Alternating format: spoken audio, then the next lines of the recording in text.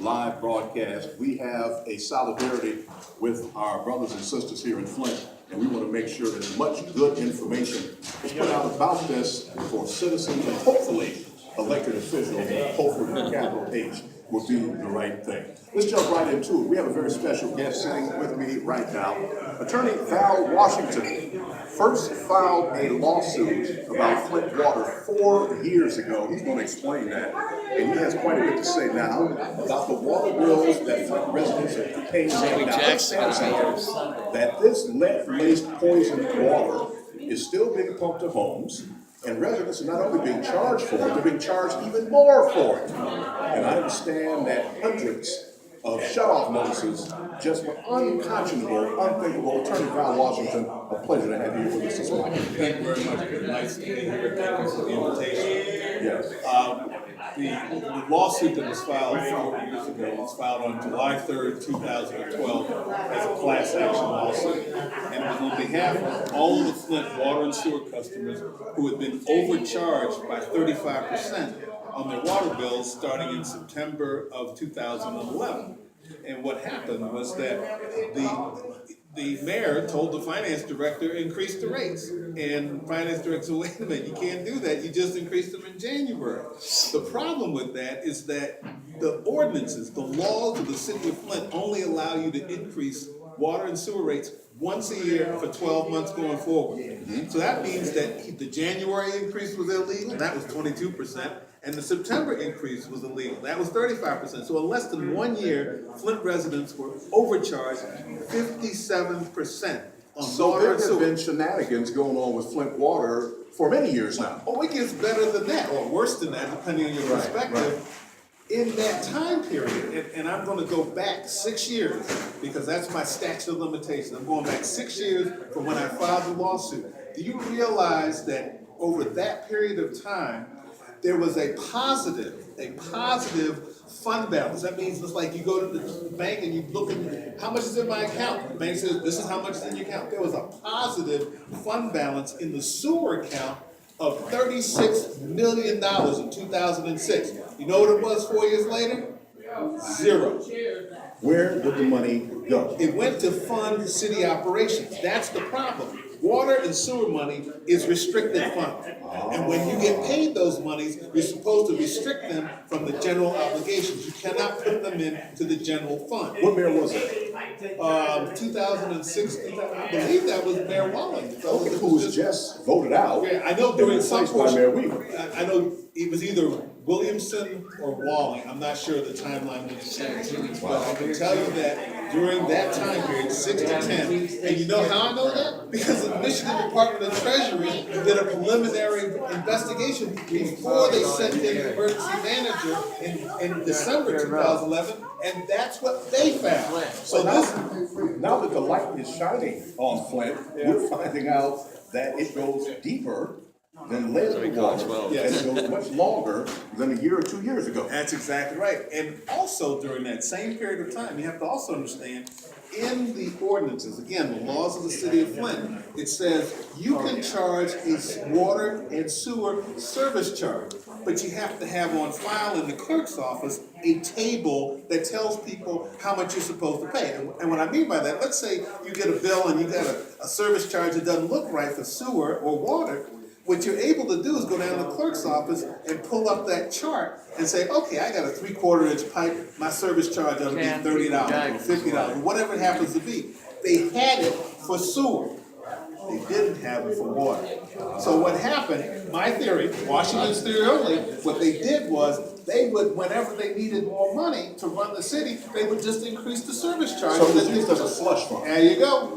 Wow. That's exactly Our very special guest here in Flint with us at the Triumph Church is Attorney Val Washington. He's been working for at least 4 years to try to get the water department in Flint to do the right thing. He says they've been overcharging. Explain to us what is going on now. It is completely unconscionable, unfathomable for a lot of folks to think that this poison, lead-laced water in Flint, still being pumped to the homes, is not only being charged, people being charged for it, They've raised the rates, and now they're talking about cutting people off of water. Please explain what's going on right now. Well, you got a couple of things going on. You first of all had the first suit that was filed. Let's call that the Kincaid lawsuit.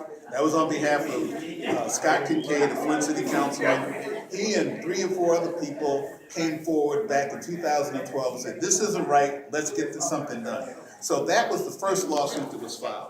And it was filed initially in the Court of Appeals as what's known as the Headley Amendment. In other words, Headley says you can't tax people unless they give you permission to tax them. So that's where we filed it first. And the Court of Appeals, when they read the case, they said, you know what? Because these rates, these water and sewer rates have been in place since 1933 under the Revenue Bond Act, they were in place before the Headley Amendment was ratified in 1978. So as a result of that, they said these increases are not taxes under Headley. However, if you can prove these improper actions, your remedy is in circuit court because we don't have original jurisdiction. So that was on June 30th, June 30th of 2012. On July 3rd, 2012, I filed the first Kincaid lawsuit in circuit court. And the judge sat on it for a year and took oral argument and then said, no, because in the meantime, the emergency manager had been appointed. And he said, I believe the emergency manager has complete authority to do whatever he wants. Now understand, when the emergency manager came, he was appointed on December 1st, 2011. He signed an order in May 2012 that says, I'm going to go back in time and I'm going to say that these illegal rate increases of 2011 September are okay. And I'm going to ratify them. I'm going to put my hands on them and say, I'm going to bless them and say. Which emergency manager was that? That was Michael Brown. He was the very first one in Flint. You want to know who these people are? Oh yeah, I'm happy to tell you who they are. And he said he was going to do that. And he did. He signed the order. I said, wait a minute, Judge. There is a statute that gives the emergency manager his power. I said, where in the statute does the word ratify appear? Yes. And he said, well, Washington doesn't appear, but I believe he has authority. I said, I don't believe so. Yeah, threw the case out, and I filed my claim of appeal, went to the Court of Appeal. Sammy Jackson. Now, while we were waiting, I just couldn't sit still. It was just too big. There you go. I don't sit still. That's right. You're absolutely right about that.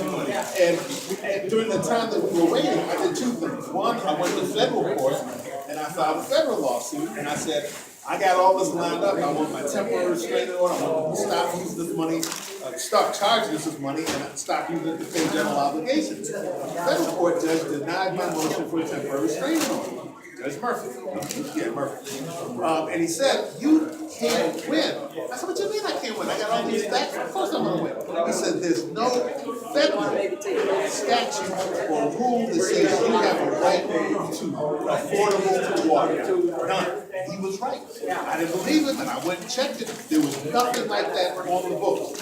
So I said, okay, I get that. So I voluntarily dismissed the case in federal court, and on September 15, 2014, I filed a second case called the Shears case. That's the one that's currently going on now.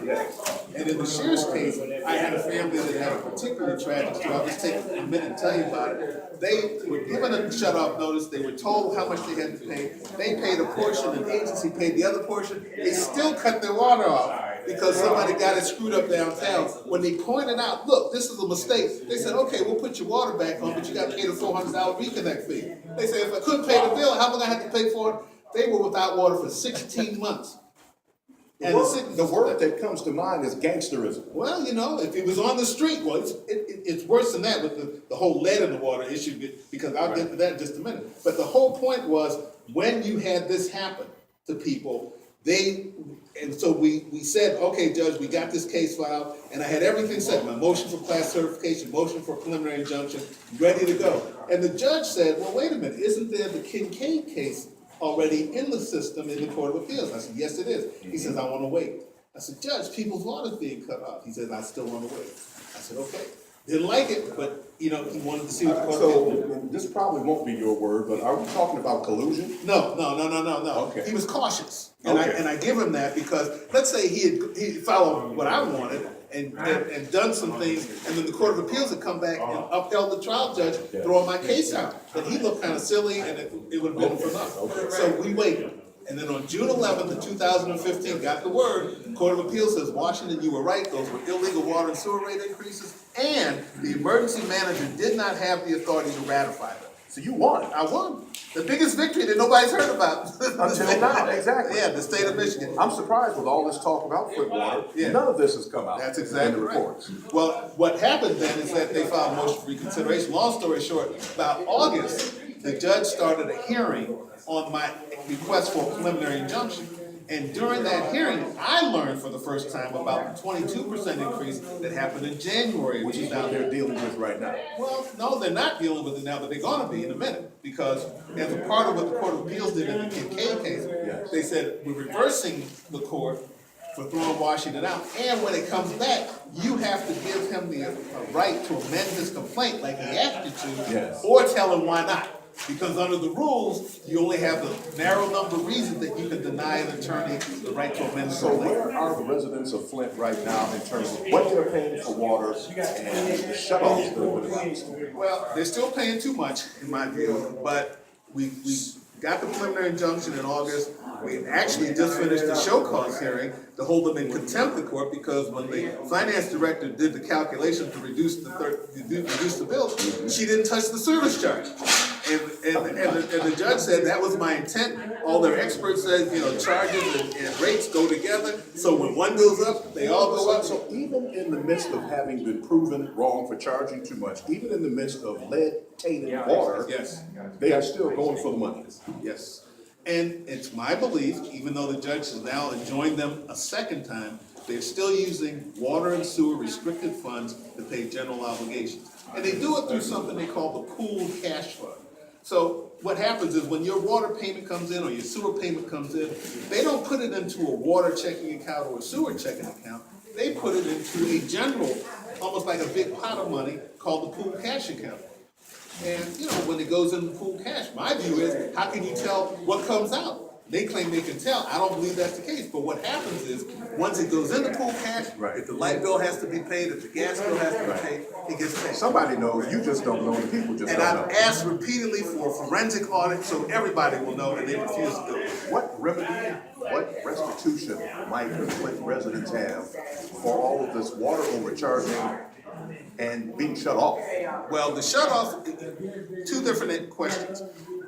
I'm asking for refunds. They've clearly been overcharged since at least January of 2011, and the judge just ruled that the cutoff date is July 1st, 2012, because that's when the emergency manager set a new rate. So I'll give them, but that's an 18-month period that they were charged, in my view, 57% too much money. Okay, that's the first point. But more importantly, there's a look-back period for those water service charges. They had absolutely no authority for collecting that water service charge during that entire period. So I don't know what that number is, but I can tell you it's a big number. Might the Flint residents get that refund? What is that looking like? Well, it's not the question of whether or not they're gonna get it. The courts have all ruled in their favor. It's a question of collectability. Where does the money come from? The city of Flint's not sitting on a big pile of money, otherwise they wouldn't be using water and Well, sewer. but now, doesn't the state have a role in this since Flint is under emergency management? That would be my theory. Yes, sir. And the state has some money. They have some money. Wow. What can people do to best get information about this? You've said a couple of things. As much as I've studied this, I hadn't heard it before.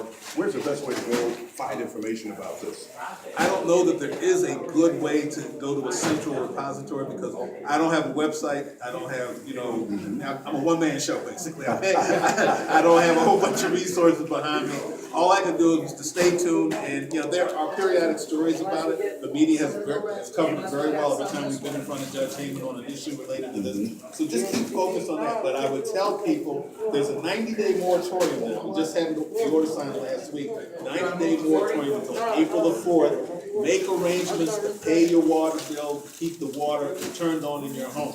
If you don't, after that time period, they're threatening to shut it off. I'm not saying they're going to be successful, because in my view, they haven't dealt with this other issue about the 22% increase from January 2011. So there may be some intervention by the court, but in case not, keep your water turned. It's confirmed that the water is poisoned.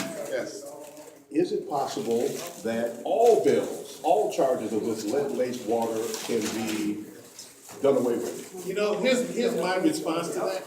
When you go to Walmart or Kmart or any other mart or any other store and you get a rotten piece of meat and you get home and you got a rotten piece of meat, what you do with that piece of meat? You take it back. You take get it your money back and they give you your money back, don't they?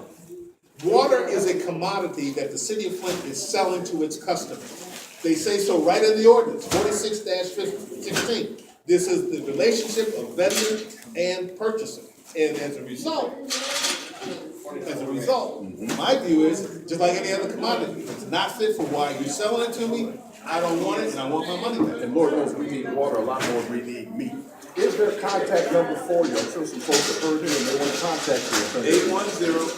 810-407-6868. Now, don't call me and ask, can you sign up for my rates case? You're already in. The judge has already certified a class of about 31,000 water and sewer customers who were in effect on September the 16th, 2011.